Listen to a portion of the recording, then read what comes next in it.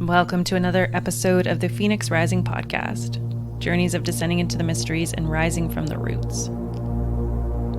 I am your host, Lisa Hillier, spiritual mentor and priestess. I have guided hundreds of women into the mysteries within them through my one-to-one mentorship, online courses, and Patreon portal.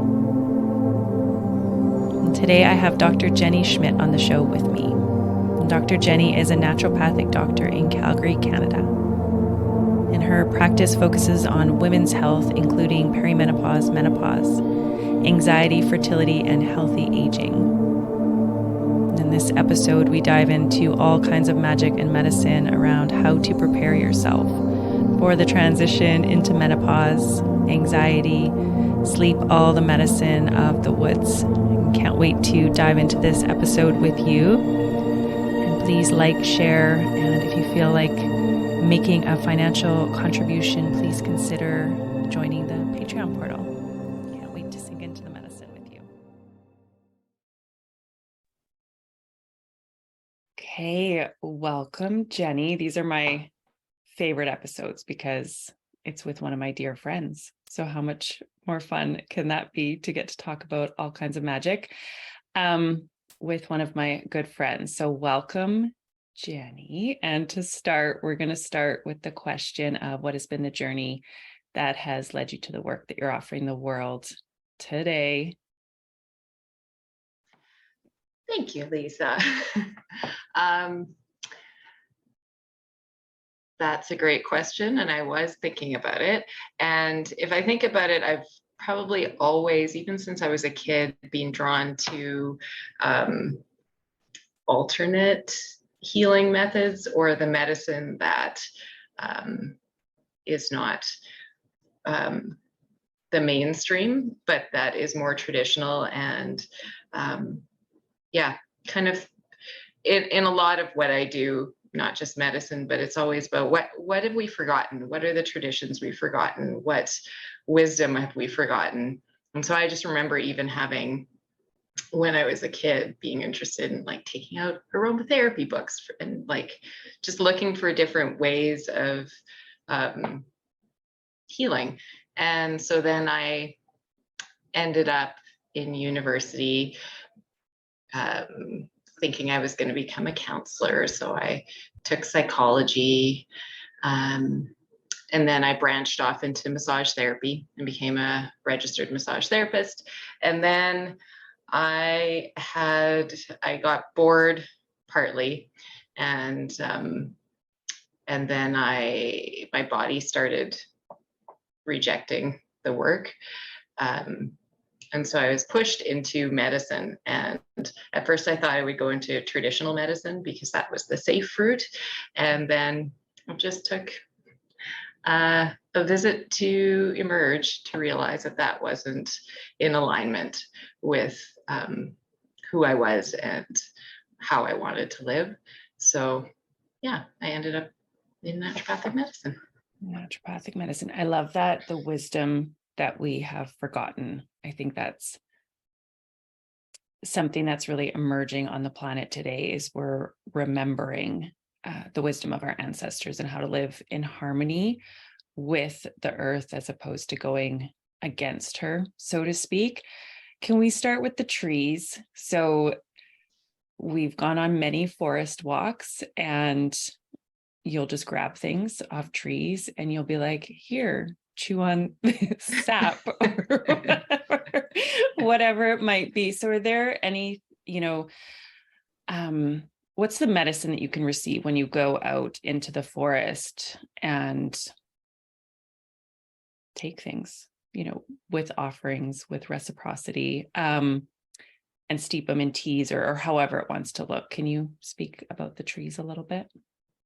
Sure. I mean, trees, nature, all of that stuff. I think there's great wisdom and healing there always. And I mean, specifically trees, they have so much medicine. They have so much physical medicine and a lot of traditional healing comes from these things. But, for example, I won't take things right off the tree unless it's the sap. and then that we can chew on, we won't swallow. But that has nice antibacterial properties to it. And if there's downed like pine branches, like you take one off and that can be steeped in tea. Try not to rip them off a tree. The usnea, which is the old man's beard, the green stuff that hangs down, that's also got a really wide range of antibacterial, but more specific for upper respiratory infections and that sort of thing. So yeah, I mean, just one pine tree can offer a world of medicine for us. And it's grounding, and there's, yeah, I love it. Yeah. With the little, what are those little things that you take, the spruce buds? Are they the spruce buds in the summer? And you, Spruce tips. Yeah. Spruce tips. Yeah. Yeah. What are those for? The spruce tips that you put in, I mean, you can just eat them like that, and they're high in vitamin C. They have a lot of antioxidants in them, but you can also mix them with honey and then kind of make a nice spruce tip honey. You can make a spruce tip vinegar, do all sorts of things to make food and medicine for yourself throughout the winter, and for your cooking, and infuse medicine into food. Yeah. So with that, let's go into anxiety. Are there, it feels like that's a big, I'll say problem. I think a lot of people are navigating anxiety on the planet right now because there's a lot of fear narratives going around. And so we'll interweave the trees and anxiety. And so are there medicine from the trees that can help with anxiety, or, you know, even what are ways to navigate anxiety in a holistic way? It's a big question, Lisa. It's a big one. Well, I mean, I have come to realize, like, just within my practice, even, that anxiety in the nervous system is almost at the core of most disease, and is a really big obstacle to healing for the body, because most of us we're living in a world that is not attuned to our physiological being or our spiritual being or emotional being. We're living in a world that is basically antithetical to that. And so most of us have a nervous system that's well primed for that sympathetic fight or flight or freeze state. And we're very comfortable in that kind of hypervigilant state, and don't spend a lot of time in that parasympathetic or the rest and digest.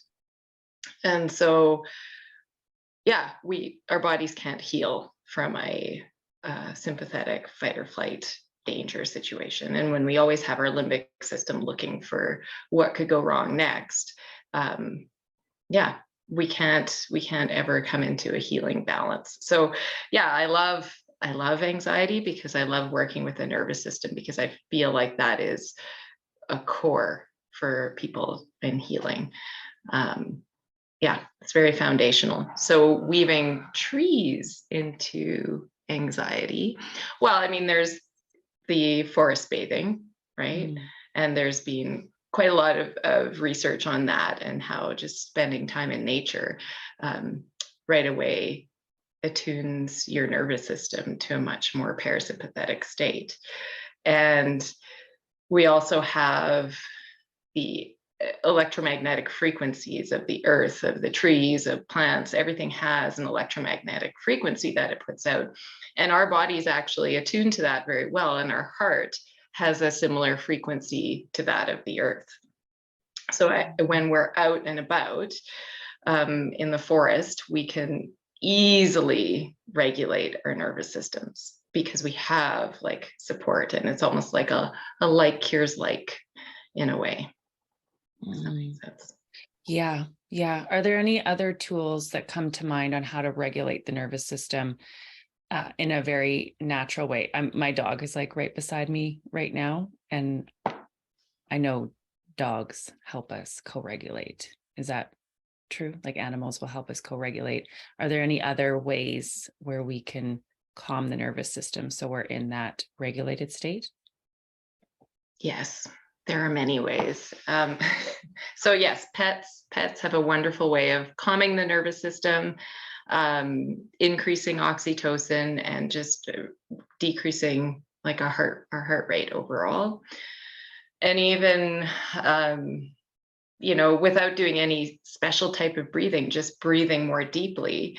When you look at what happens to the heart rate when we take a deep breath, the heart rate immediately slows down. And then if we're using our diaphragm, which is underneath our ribs, that will actually massage the vagus nerve. And the vagus nerve is what determines whether we're in sympathetic or parasympathetic. So it automatically turns us on to parasympathetic for the time that we're breathing in a more relaxed manner. Because most of us are just breathing with what I call our accessory breathing muscles. So the deeper scalene muscles, and it's just like this upper chest breathing. But what that does is that sends signals to your nervous system that there's not enough air, we're in a little bit of danger. It's like, when you're going for a run and you need extra air, but we're only just breathing from that. So we're constantly sending that signal. So just a breath will bring that down. And then, that kind of leads into the heart and heart math. And we know that the heart has a separate nervous system than the brain. And if we can access the nervous system of the heart, we can override the nervous system of the brain, and we can automatically go into parasympathetic. And that's that heart-brain coherence state. Okay.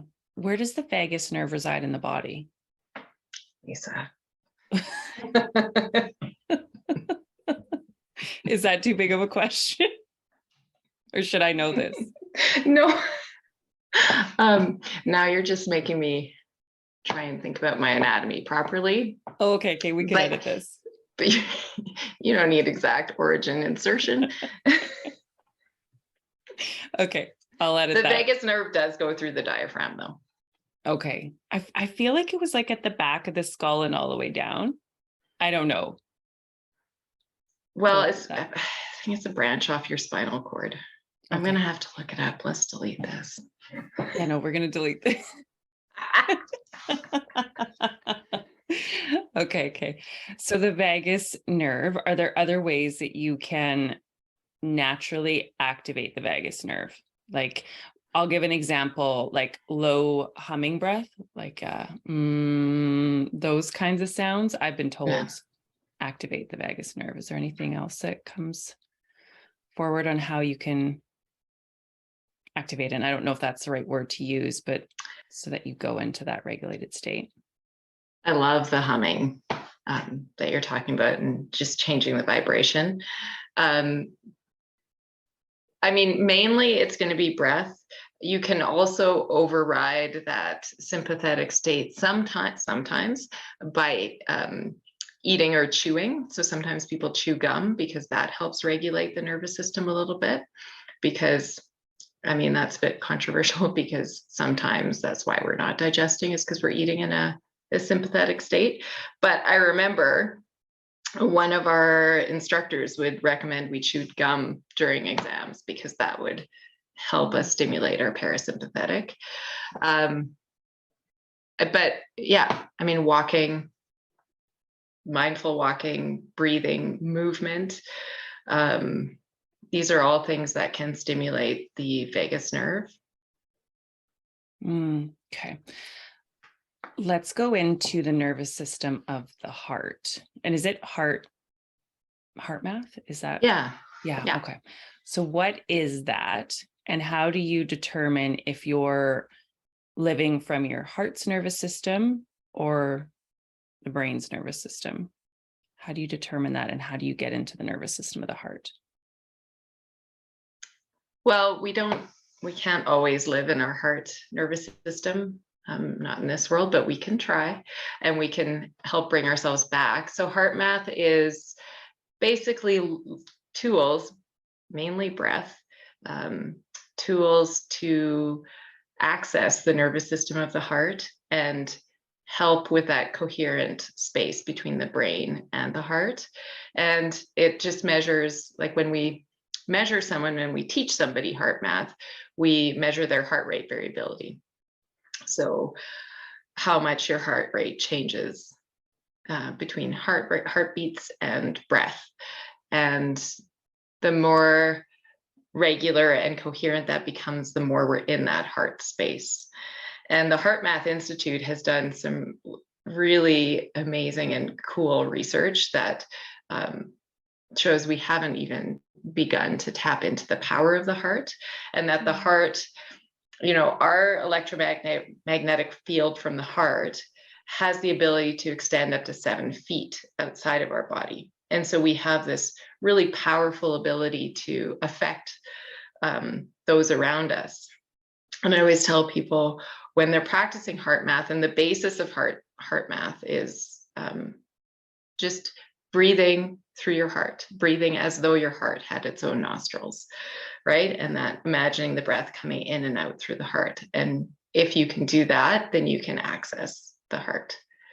Mm-hmm. And so I often tell people when they're learning that technique and learning to stay in a coherent state, if they're ever out in nature and they come across an animal like a deer, if you start breathing and using your coherent state, you'll see that these animals, they react differently to you. They don't see you as a threat. They'll kind of probably keep what they're doing. Sometimes they come closer, but it's a great way to realize that that field of your heart has the capacity to affect a lot.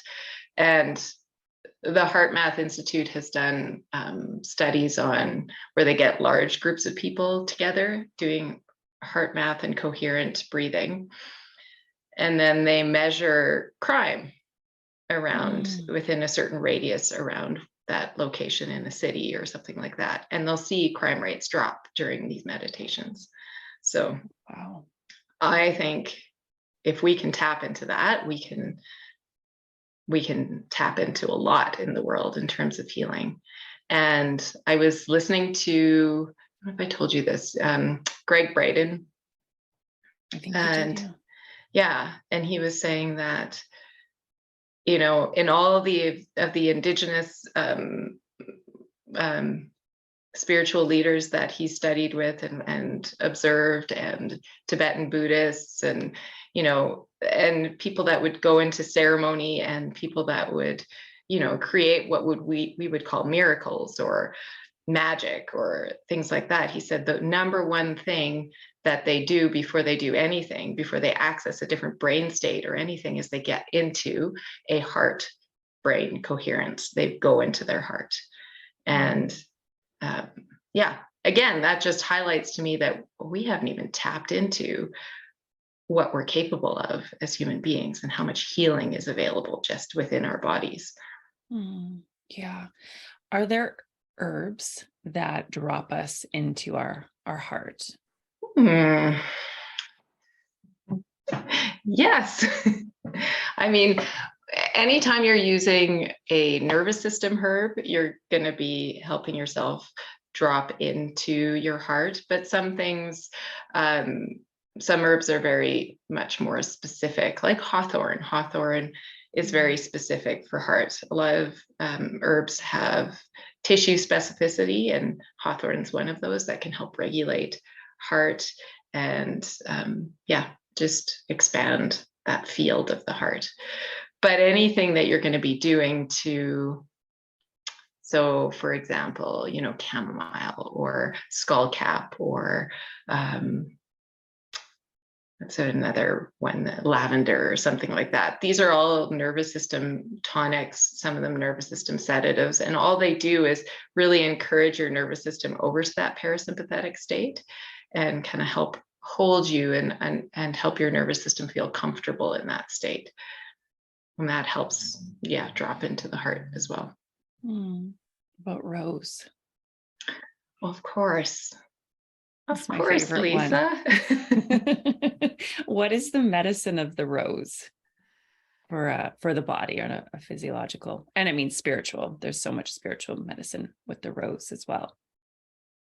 Yeah, I always think of rose as more of, yeah, definitely a heart healer and access to this more of those spiritual, emotional planes.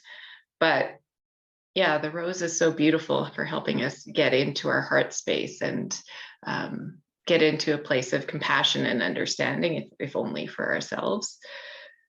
Yeah, I mean, Yeah. rose has other bioflavonoids and vitamin C and those kinds of things, but really from a, yeah, plants are amazing because what they do is they balance the system, they balance the body, they modulate, they look for what's out and what needs to come up or down to bring you into harmony. But they don't just work on the physical plane, they work on emotional, spiritual, mental planes as well. And so that's why I love herbs, because they're so well rounded, um, and if we use them properly, they're really interested in bringing your body back into health. Mm. Yeah, what I receive from that is we don't necessarily have to know exactly what they're doing. Like our brain doesn't have to figure it all out. We can just trust that the plant is doing what it needs to do to bring us back into a regulated state. Yeah, I mean, hang on. Let me think about this. Yeah, it depends on why you're taking it though, right? Like, why are you Okay. drawn to these things? Mm-hmm. Because that can go badly too.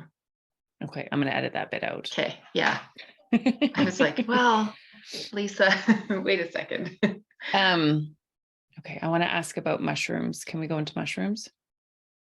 Like medicinal mushrooms Yeah, or not magic microdosing. mushrooms. No. I No. don't, to be honest, I don't know a lot about mushrooms, like Okay. which mushrooms to pick. And I know general therapeutics though. Why? Like cordyceps and stuff, will they bring the body into like a homeostasis? Oh, you know what? I don't know which mushrooms would do that without me looking back at my notes, Okay. my mushroom notes. I'm going to ask about, can I ask this about books on plants and their healing qualities that you would recommend? No. But I'm just trying to think. Yeah, there's do you want me to quickly, can I go get my book so that I know? Yeah. Yeah.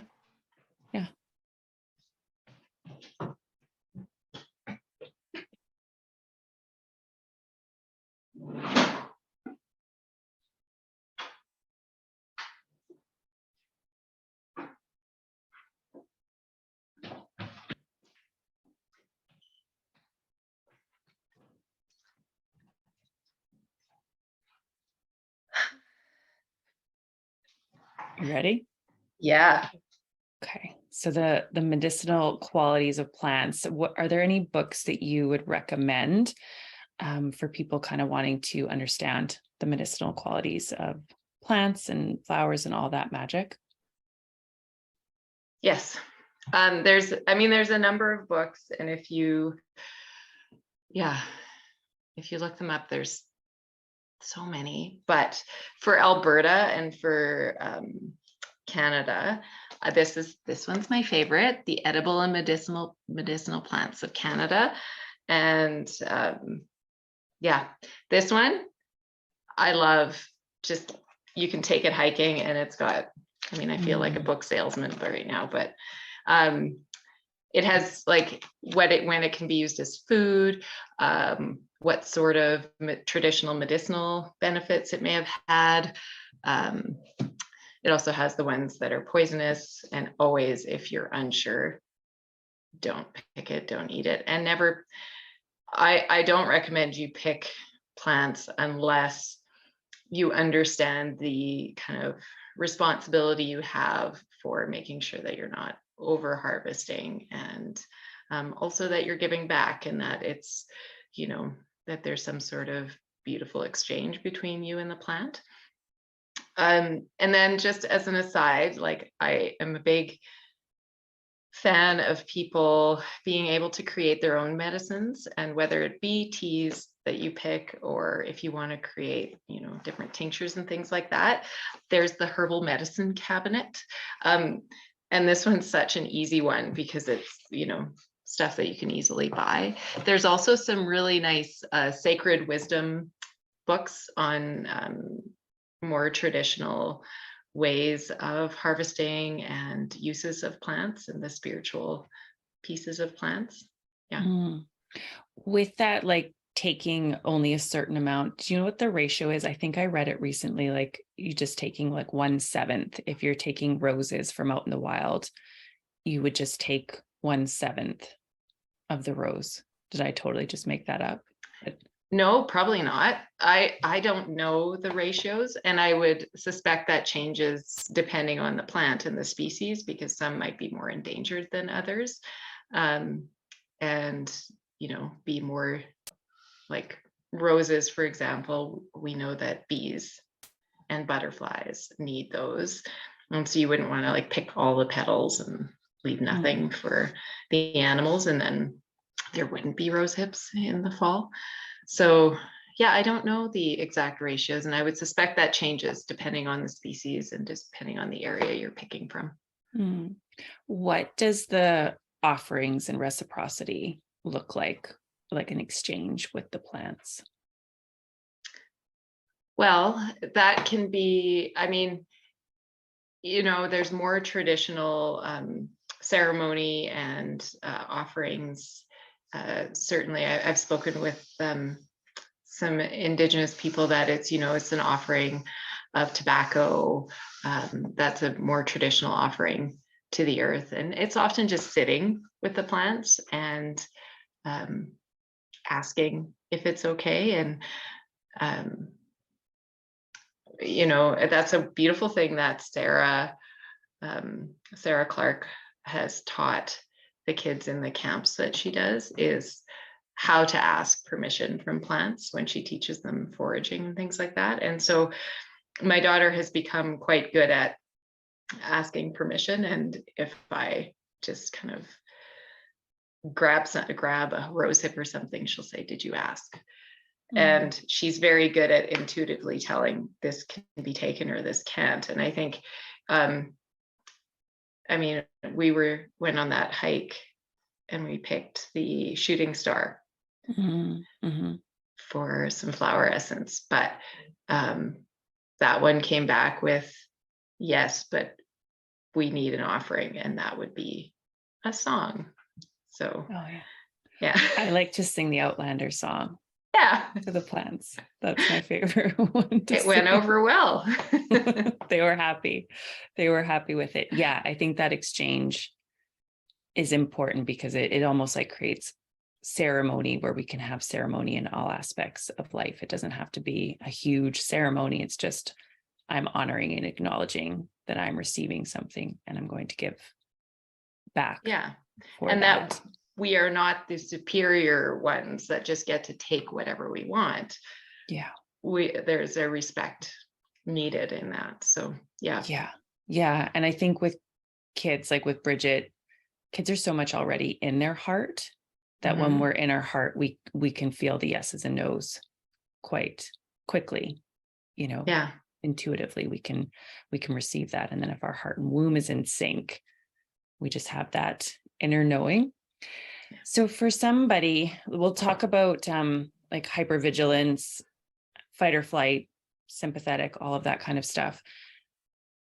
I've been in hypervigilance, I would say, for quite a long time. This past year, I didn't know that I was in a sympathetic state a lot of the time. And I think a lot of people don't realize that they're either in freeze states or in like fight states. So what are the signs that somebody is in a dysregulated nervous system? Yeah, what are the signs? Well, there's obvious signs like, anxiety, overwhelm, inability to cope with, daily tasks. But I think if we're able to pay attention before we get to that more extreme kind of overwhelmed state, we can start to feel when things become dysregulated. So when, we start to notice that, I always tell women, like around perimenopause and menopause, you'll notice a lot of women just don't have the tolerance for more stuff on their plate. Whereas before they used to be like, yeah, okay, I'll get that done too, and I'll get that done. But we often see, or we can remember our moms just kind of losing it when they were asked one more question, if could they do this, and then they can't. And that has to do with how our hormones are functioning. I'm branching off here. Well, that's perfect. I'm good with branching up. Now I have to edit this again. I'm like, I've Are lost the you plot. rubbing something on your table? No. Okay. Does it look like I'm touching myself or something? I can hear it like. Oh, maybe. It might be my beautiful nails. Okay, maybe. No, branching off is good because I want to go into menopause, because that's why I was in a hypervigilant state for the past year. Right. Because I was in menopause and didn't know. Okay. I was like, fuck, what was the question? So yeah, menopause and just not being able to handle. But that wasn't your question. No, but your question was that. Okay. Yeah. How do you know that you're in like a fight or flight or in freeze? But keep going with the menopause. Yeah. Okay. So we'll branch off into menopause and perimenopause. And so because as we head through perimenopause and certainly postmenopause, your progesterone levels come down. And so the reason, I've got it. Okay, so in perimenopause and menopause, our ovarian hormones are going down. And so our progesterone is dropping down. And progesterone has a lot to do with how we handle anxiety. And most of us, so when we live a life, and most of it's like, it's pretty much most of our adult life in a fairly chronic stress, sympathetic state, then our adrenal glands kind of get a little bit overwhelmed, and I consider them like the batteries in our body, and those batteries start to be drained. And so the main thing that your adrenals will produce is cortisol. Cortisol is there to help you cope with stress. If you're chronically stressed, your body will try to chronically increase the amount of cortisol it's producing, but it just doesn't have the capacity physiologically to continue that. So what happens is that cortisol level drops, but that still becomes for your body like a priority pathway, the cortisol. And so everything that your adrenals makes will try and push it into cortisol. And then if there's leftovers, it'll go into the adrenals produce sex hormones, and they're your backup really for your ovaries. So that can produce progesterone, DHEA, testosterone, estrogen, which is wonderful. But if we have, prior to perimenopause, a chronic stress state, then our adrenals are not able to catch up and compensate with the progesterone, DHEA, testosterone, and estrogen. So we end up in a more and more stressed state. And the interesting thing about the progesterone that comes from the adrenal glands is it can turn into something that crosses the blood-brain barrier, and it binds GABA, which decreases anxiety. So if our bodies aren't able to make enough of that progesterone, then we become more and more anxious through perimenopause and postmenopause. And we just can't, we actually hormonally cannot cope with stress. And so we can regulate and try and breathe all we want, but we just have this deficiency of hormones. Yeah, that is exactly why I've been in this sympathetic state for the past year. Was I was in menopause and didn't know. I thought I just lost my period because I was vegan, but it turns out I was in full-blown menopause. And so the healing has been bringing my hormones back into a balanced state. So with that, for women, before they go into menopause, because I'm in it quite young, how do you support your adrenals? Are there plants, herbs that support your adrenals? Yeah.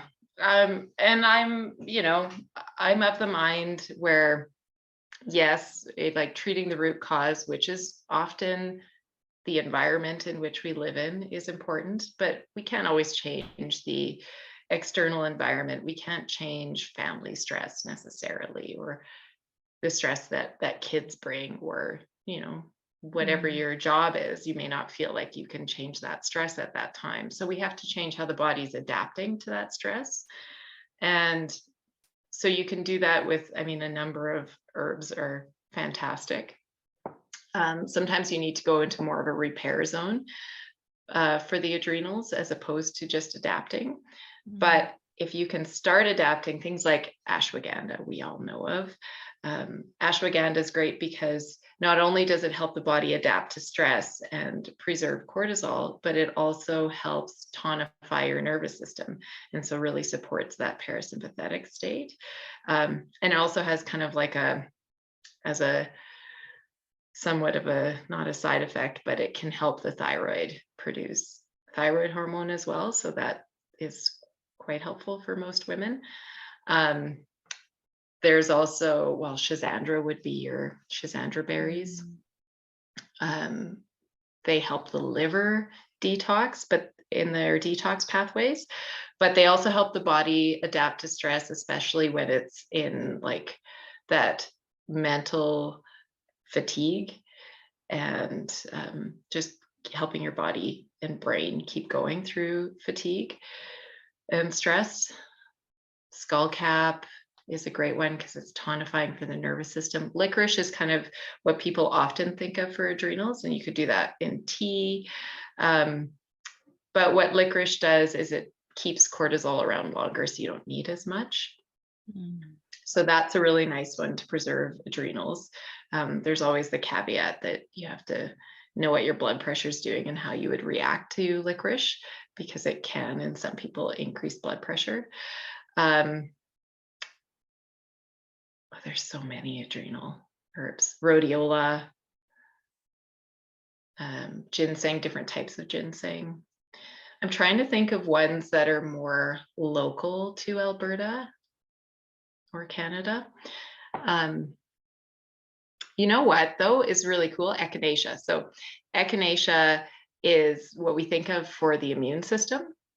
And the reason it's coming up because it's grown everywhere in Canada, and it is a more native species, and it has the ability to help our bodies adapt to stress as well as help our nervous systems.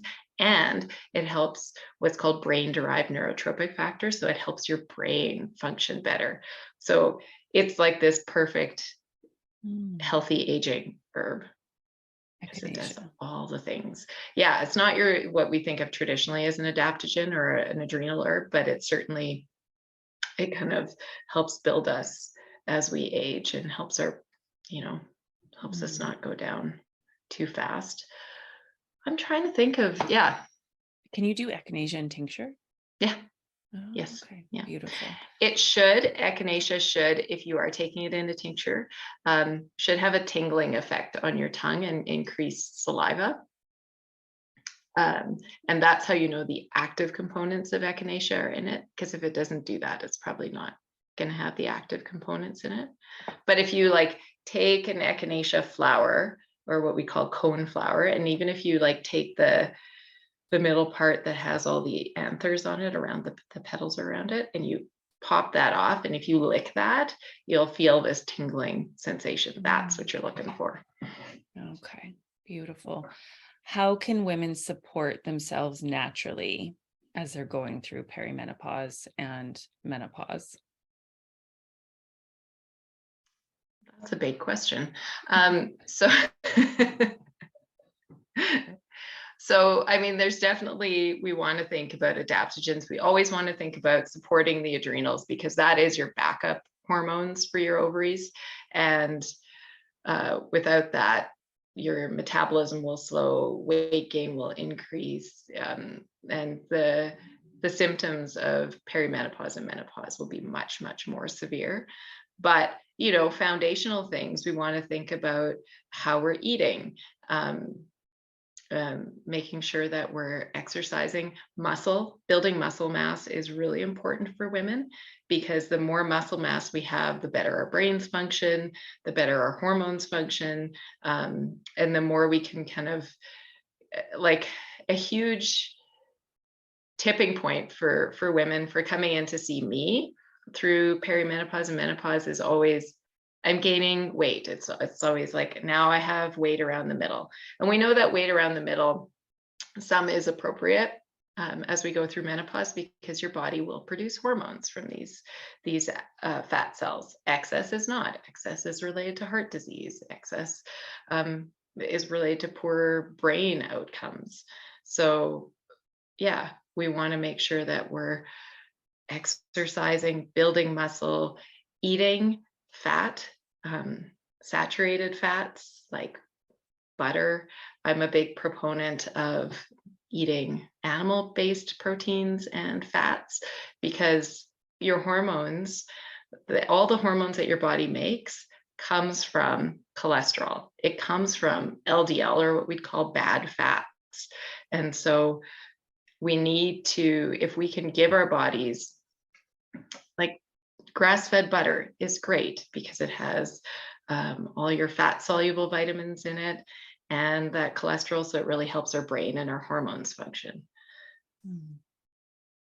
Yeah. Do you want to speak at all to the dangers of veganism and your hormones? I believe that that's why I'm in menopause so early. I would say so. I went into menopause at 41, and I'd been vegan for 6.5 years at that point. So yeah, can you speak to the dangers of veganism on fertility and just women's health? Yes, I will run it through the disclaimer that not everybody should be eating meat. Sometimes, for cultural or spiritual reasons, or if you find that vegetarian diet works best for you, fantastic. I will say, practically, in my practice, it's really hard to treat hormones. It's really hard to treat anxiety. And it's really hard to treat fertility when somebody eats zero animal proteins, because then you're trying to supplement for where all the holes are going to be, but you're still not going to have like a really efficient building block for your hormones. So yeah, it can be really, really tough to fix hormones on a vegan diet. But I know people have many reasons for being vegan, so I can respect that. It just means we have to supplement more, and we have to kind of make, and the more we can do with food, and the more we can take back non-processed foods, right? And eating from the land, and eating, we don't need factory farms for cows. We just need some good ranchers and some foresight into how we're eating. And, we don't have a huge ethical issue. That was a branch off. Well, I think it's important, as I stem back into eating meat, my body was asking for it a lot. Yeah. I was craving bone broth. I would pass bone broth in the health food store, and I'd be like, I just want that. And so I started drinking it. But, getting eggs locally and knowing the farmer, where your meat is coming from, and avoiding these factory farms that are not ethical. And so that's going to be received within the meat. Does that make sense what I'm saying? Like, being very choosy about what meats and what animal products you're eating. And it doesn't have to be every day. It could be a couple times a week, or however it wants to show up. But it's like listening to your body, not going from like one extreme to the other, where you're eating meat all the time. Does that resonate? Yeah, I mean, I think it's just about, if we can eliminate the trendy diets and all of those things. If we're coming back to basics, we're coming back to, okay, we're eating food, we're eating it in a purposeful manner. It's not just filling time and space and feeding anxiety and things like that. I laugh because that's often what I do when I'm feeling really anxious. I'll just find myself shoving food into my mouth, but that's just a coping mechanism. But if we become more mindful about these things, then we don't have, a food crisis. We have really, I mean, I also think that this is how we build community back, right? Is through mindful food and, that slower food, and looking for the farmer and looking for the rancher and having a relationship with the person that sells you eggs. I mean, I think the ability for us to recognize our own humanness in food is exponential. And, and I mean, yeah, vegan diets we're often like not eating a healthy vegan diet, and we're often not eating things that are, bioavailable, like most of those legumes and things like that are covered with phytates and things that you're like try to protect the plant from being digested. So, we're decreasing our capacity to absorb nutrients through that. What I really receive from that, just like going back to more ancestral ways, that ancestral wisdom coming up as well, and creating community. Like I thought about over these past couple weeks, going through menopause, nervous breakdown, whatever we want to call it, and thinking about, an ancestral way of living. There would have been a group of women like with me through that, like praying over me or helping me understand what was going on, and that healing aspect and that community is so vital to that. And that would have been more of an ancestral way of doing things. Does that make sense? Yes. Like just being held in community when we're going through whatever we're going through, whether it be our first period, or going through menopause or childbirth, having our communities to support us is so integral. And I think that way of living is coming back for some. I hope so, because we are not fully living as human beings right now. No, we're not fully thriving. No. Can you speak to birth control and natural ways of birth control? I can. I mean, when you're talking about birth control, you're talking about birth control pills, IUDs, IUDs, hormonal injections.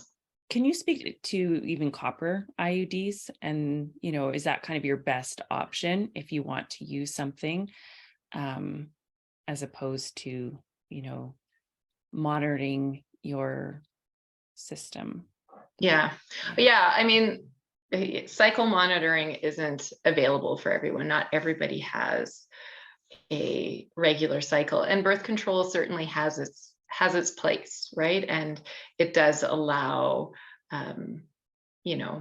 for more decision making for women. So it does have its place. Where it doesn't kind of fit as well is when it's used to cover up symptoms of hormonal dysfunction.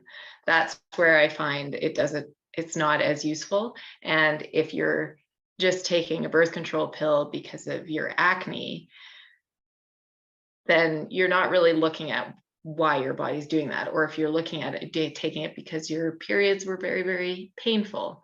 And then it just kind of, you're covering that up, and discovering why these things are happening will help your body be healthy overall, but also in the future, when you come off of these things, you'll have a lot less inflammation and you won't have a repeat of these symptoms. So I mean, it's a hard one, because I know women like it, and we have made it very normal to not have a period. And so to not even understand our cycles, and even myself, until even after I went to naturopathic school, I was still learning stuff and thinking, why the fuck didn't anyone teach this to me? Like, why didn't I know this? This would make so much sense if I understood how my cycle worked, if I understood where progesterone came from, or why I felt this way at certain parts of my cycle, or why what my blood from my period told me about my body. It's really valuable information. And so to cover that up, we're missing a lot. And we're not, it's often not helpful for hormones and for fertility further down the road. Copper IUDs, if you are looking for birth control, so IUDs work by irritating the uterine lining. And then if you add the hormones into it, it can decrease some of that irritation. But copper tends to, some women are okay with it, and some women find it's quite painful because, again, it's creating a chronic irritation.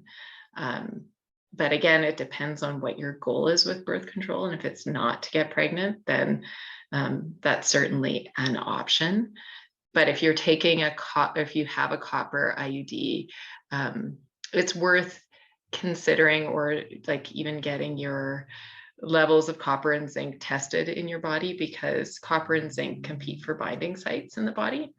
And if you are only getting copper, then you can lose the amount of zinc in your body, and then there's certain immune functions that don't work as well. So you might want to take zinc, that sort of thing. Okay. What about the hormonal birth controls, or the hormonal IUDs? What are alternates for those where you're naturally monitoring your cycle, right? Or there's natural ways. Yes. And again, it requires that you have a regular cycle. So not every woman has a regular every 28 to 30 days, like clockwork, and you know exactly when you're ovulating, and you'd know exactly when your fertile and non-fertile days are. Because if, there's some women that works really well for, but the problem is most women don't have a cycle that is that predictable, and they don't have that kind of trust in their bodies. So there's always condoms. That is true. That is true. Yeah. I mean, the Kylina Marina IUDs, they can be effective for certain things, and they can, you just have to look at why you're taking it, and what are the possible side effects that it's having on your body, and is that, it's a risk benefit thing, right? Yeah. And I think a lot of the risks are starting to be spoken about now, where there's all those tests that have been done about a woman on hormonal birth control will be attracted to a different man. Your pheromones change than if she's not on birth control, and just what it does to the innate wisdom of our womb, and kind of closing us off from our intuition. And so those are starting to be spoken about, those side effects of taking birth control. And from what I understand, I mean, I'm not an expert on birth control. I watched the documentary, The Business of Birth Control. Have you seen it?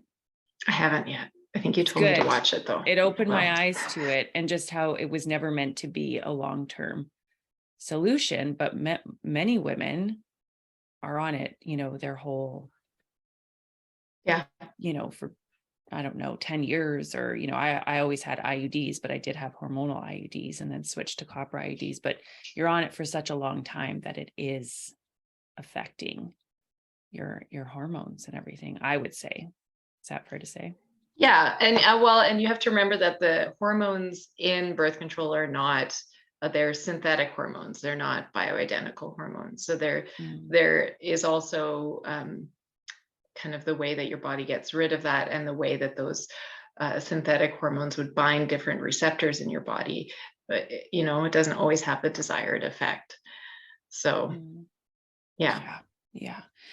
Are there herbs that help bring your cycle into homeostasis is the word I want to use, but where it's cycling more naturally, where you're having like a 28-day cycle, you're going through the ovulating at mid-cycle, that kind of thing, that bring it back into balance? Well, you always have to look at, why the cycle's out of balance in the first place. And, you kind of have to look at the whole picture of that. So there's not really a magic herb that'll bring your cycle back. But, certainly we think of things like chaste tree berry, Vitex, having one of those effects because it works at the pituitary. So the pituitary lives in your brain just behind the bridge of your nose. And it is the gland that will signal your ovaries, different parts of your cycle, what to do, when to do it. And so often taking chaste tree will help not reset, but it will help regulate that communication between your pituitary and the ovaries. And yeah, chaste tree is now being studied for things like jet lag because it works so much on rhythms and that pituitary rhythm. And so you can take it for jet lag, you can take it as a shift worker, that kind of thing. But really, it helps, excuse me, with that luteal phase of your cycle and bringing the progesterone back. So with menopause, because I'm all about menopause right now, as a minute, are there natural ways that I can bring the progesterone back? I mean, I'm on bioidentical hormones. So progesterone post-menopause, there's not really a lot of herbs that, like estrogen, we've got a lot of what are called selective estrogen receptor modulators, like black cohosh, and wild yam, that can bind estrogen receptors and have an estrogen-like effect. But when it comes to progesterone, there's not really a lot in the way of the herb world that has that same profound effect. What you're looking at with progesterone post-menopause is your adrenal progesterone. And so again, that's where if you have some robust adrenals that have extra space to make the progesterone, that's where it's going to be helpful. But we don't have anything that's directly progesterogenic. So you want robust adrenals. Robust adrenals. That's where it's at, is robust adrenals. Yes. For everybody listening that's coming into the age of menopause, get your robust adrenals. I highly recommend it.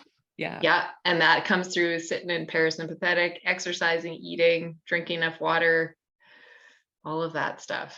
All the things. Yeah. And, because I think about my lifestyle, I mean, I've had a lot of relational stress. I think we don't realize stress is on our bodies. Like, I live by the ocean. I go to the forest every day. My work is not stressful, but there are stresses that I didn't think about that were causing, things on my adrenals. Does that make sense?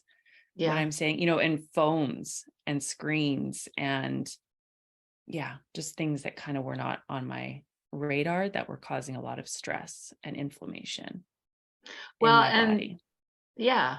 And that's how, like, our bodies and our brains don't know what's real or imagined. So, and if we're talking about, you've read, I'm sure, some of Gabor Mate's books, but when the body says no, so when there's been things going on for a long time that we're suppressing or we've ignored or we've pushed to the side, these things come out, and that is like a form of chronic stress. EMFs, a form of chronic stress, right? We have to, we can't, I suppose we could live completely off grid and separate from society, but we have to pick and choose, and there's lots we can do that can mitigate the effects of various stressors on our body. But you have not a lot of, like, what would seem stress in your life, because it is nice to live by the ocean, Lisa. It's beautiful. It's beautiful. But then when I think about it, I moved around a lot before I got out here, and just things that I didn't really think about that were causing a lot of stress on my system.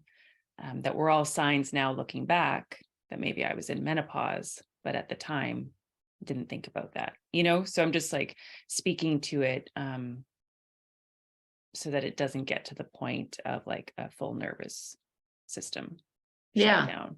Yeah. And being aware, like early on, like you were saying, what are the signs that you're in that fight or flight? Well, I mean, early on, there were probably little signs that you were feeling dysregulated. Yeah. But yeah, just like all of us. And we learn to ignore them or downplay them. And, Yeah. No, there were signs definitely looking back, and it was like, oh, it's post-COVID. We all kind of went through that. And so starting to kind of notice the signs is very helpful so that it doesn't get to that point. yeah.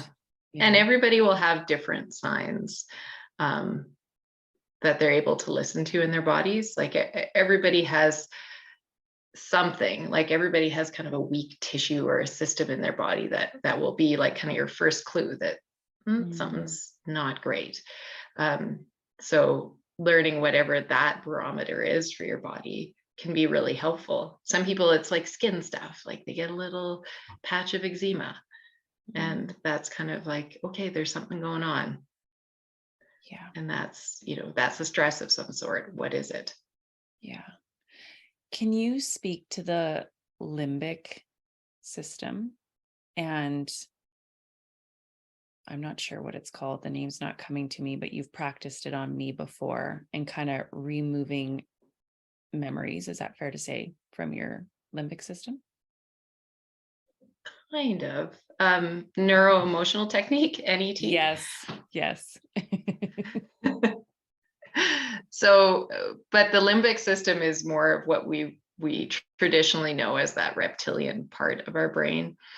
And so it's really, we're learning more and more about it, but traditionally what we think about is it's concerned with our survival. It's concerned with what's safe for Lisa at this time, right? And so usually between the ages of 0 and 7, we don't have a lot of our frontal lobe engaged, or we don't have the understanding of what really is safe and what really isn't safe, and that kind of logic. We just go on feeling. That didn't feel good. I dropped my ice cream, people laughed. That didn't feel good.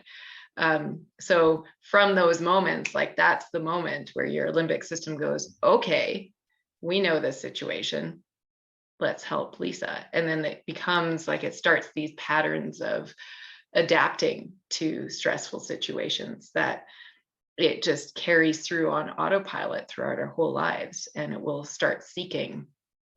just start seeking familiar situations because the limbic system knows how to react in those situations. But often it's quite dysfunctional. And we learn that as we get older, like, why do I keep choosing this? Why did I choose?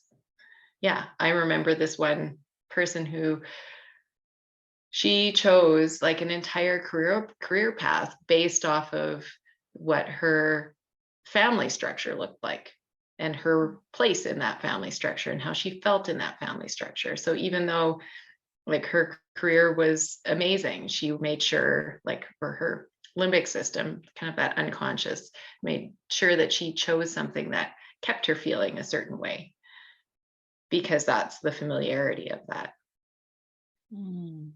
Yeah. So you choose situations that might repeat your family structure. Is that fair to say? Yeah, I mean, we often do if that family structure was traumatic in any way or didn't feel safe.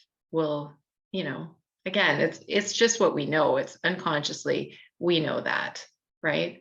I know how to react in that kind of dysfunctional situation. Great. I don't know what happens with these people that look happy. Yeah. Does that show up with partners that we choose? Like romantic partners? I'm sure. I don't have the education or specificity to know that, but I mean, I have the life experience to know that that's often what we're doing is but that's so layered though too, Lisa. It's very layered. It's like I've chosen, so many of the men in my life are mirrors to my father. We tend to do that. We'll choose It's your partners. primary male figure of, Yeah. So with the limbic system, is that something to start to shift that you have to see a person like yourself to shift that? Or are there ways that you can activate your limbic system? Oh, there's many ways. There's so many tools. There's EMDR, right? The eye movement desensitization therapy. So just looking in different directions helps do it. A lot of people do the EFT, like the tapping, that can reset. Even what we know now, anytime you bring something that's unconscious to the conscious, so even if you sit and get curious about patterns in your life, and and even if you're talking to a friend, the moment you make that unconscious conscious, that's the moment that no longer has the ability to kind of be on autopilot for controlling what you're doing. Yeah. Does yoga nidra help with that at all? I don't know. I would guess, Because it's reprogramming the subconscious. Yeah, yoga nidra is kind of cool too, because when you come in with a sankalpa, like there's that conscious infusion of where you're directing it, but then you also have the different brainwave states with it. So it's probably brilliant. Yeah. What has been your biggest lesson along the way?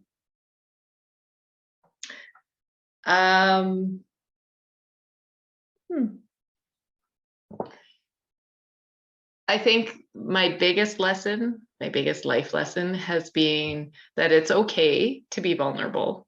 And it took me until my 40s to realize that. But that nothing bad happens. And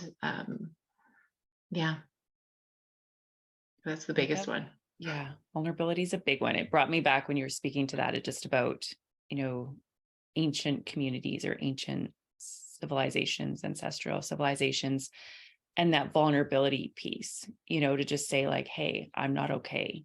This is what's coming up for me, and allowing people to hold you in that, because it's such a part of life that we're going to go through seasons where we're not okay, where stuff is going to be coming up.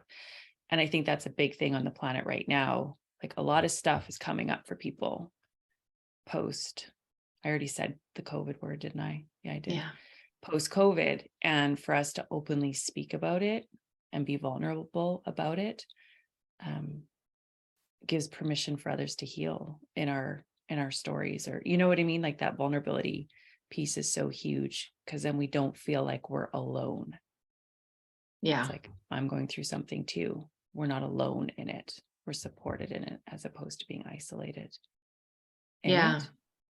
And I think, again, we've created an entire world, a society around, having to be okay on your own, right? And having to do it all on your own. And the letting go of that and realizing that we need our community, we need friends and family, and we need to be vulnerable to heal. That's a big shift. And that's probably, for a lot of people, one of the biggest lessons from the last couple of years is, we need each other. Mm-hmm. Yeah. Do you have a vision of where we're going on the planet? Yeah. I have hopes. I have a lot of, my vision would be that we get back to humanity and living in community, and not feeling like we have to do it all alone, and how we can weave our gifts in with each other, and whether it becomes, that we more freely give of ourselves, and share our information and share our gifts with people, or I think there's so many possibilities. And I think once we do that, we can figure out, I just feel like we are so far away from understanding what it means to be human. And I think once we kind of infuse ourselves back into like this body and, getting curious, then we'll start to realize like the magic that comes from staying in the heart and the ability to change the world, change your environment just based on that. Yeah. I don't know why Neuralink came up for me when you were speaking to that, but that's like the opposite of what you're speaking to. And I think there's so much potential for us to come home, back to our bodies, back to the earth, and thrive in a really beautiful way with the planet that's holding us, with the earth, as opposed to kind of ascending her more and more and more with, AI and all of that kind of stuff. So yeah, I have hope as well. Yeah. Hope. How do you experience the mysteries? For me, that's always easily experienced, just going into nature, going into the woods, especially. Because that's what grounds me, but that's also what, immediately I feel the interconnectedness of everything, and that we're all not separate, and we're not separate from the earth and from each other. And that's a huge one for me. The mycelium that goes on in the soil, like the root system of the mycelium, and it's all working together. That's like happening with us as well. We're all connected and working together. How do you root into the self?